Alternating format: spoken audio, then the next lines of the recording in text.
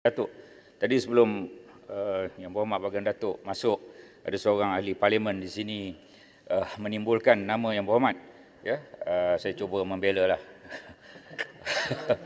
Apabila beliau menyatakan bahawa Yang Berhormat diberi pasport untuk berobat di Germany, saya kira kliniknya itu berbeza dengan klinik Yang Berhormat Port Dickson, ya.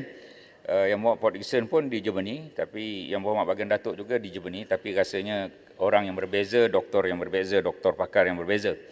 Dan Yang Berhormat Baginda Datuk juga telah menjawab mengenai Pandora Papers di sini.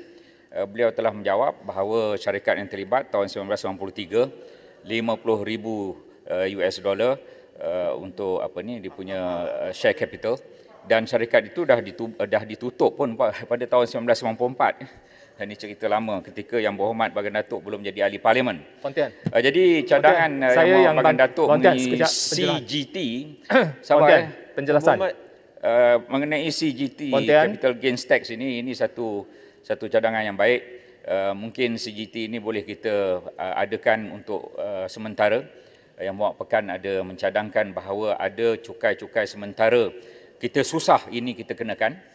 Memanglah ada buruk dan baiknya CGT, Capital Gains Tax ini kepada pasaran saham, pasaran modal. Walau bagaimanapun, ketika kita susah, tentunya dia memberikan kebaikan dari segi memberi income yang lebih kepada kerajaan. Penjelasan, Pontian.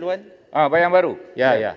Saya dan bangkitkan tentang Yang Berhormat Baginda Datuk, ya, yang akan pergi ke Germany. Saya ingin ucapkan selamat menjalankan rawatan, ya, di Germany, dan saya harap jugalah supaya Baginda Datuk get well soon.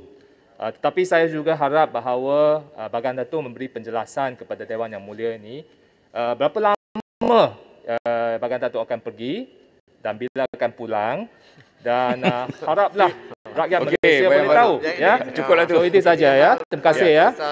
Saya Datuk Speaker, saya dengan ini memberi kebenaran kepada Baginda Datuk untuk bercerita sedikit maklumat tambahan. Silakan. Mengenai Pandora Papers dan mengenai ke Germany. Seminit dua. Oleh kerana Yang Berhormat Pontian tinggal 4 minit, ya, elok saya tidak mengambil lebih daripada 50% daripada di luar untuk topik berbaki bahas, beliau. Tuan Speaker.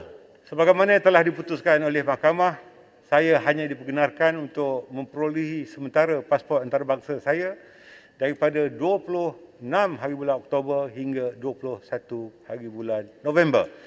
Maka ketika pengundian bajet, saya minta maaf, saya tidak dapat bersama, tetapi yakinlah jiwa saya terus menyokong bajet yang akan dibentangkan. Pontian, this is your floor, Pontian. Untuk Pandora Papers, saya bersetuju dengan Port Dickson.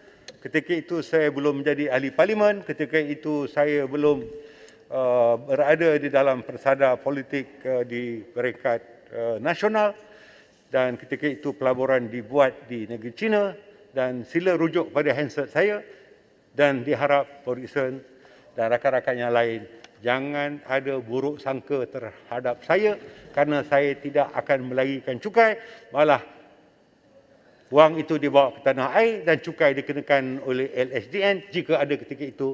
Namun, syarikat itu telah ditutup kerana kita telah memperolehi semula pelaburan yang dibuat di negeri China, dan dividen telah diberikan pada pemegang saham, manakala pinjaman juga telah dibayar kepada institusi kewangan yang terbabit. Terima kasih. Terima kasih. Yang lain-lain. Saya terpaksa berkata kepada Pontian, 361. Ya. Perbahasan ini adalah mengenai dengan rang undang-undang. Ya, betul. Tidak boleh, induknya adalah rang undang-undang. Saya tak benarkan untuk perbahasan yang lain. 15 saat. Ini nasihat saya kepada Pontian. Sila Pontian. Terima kasih Datuk Speaker.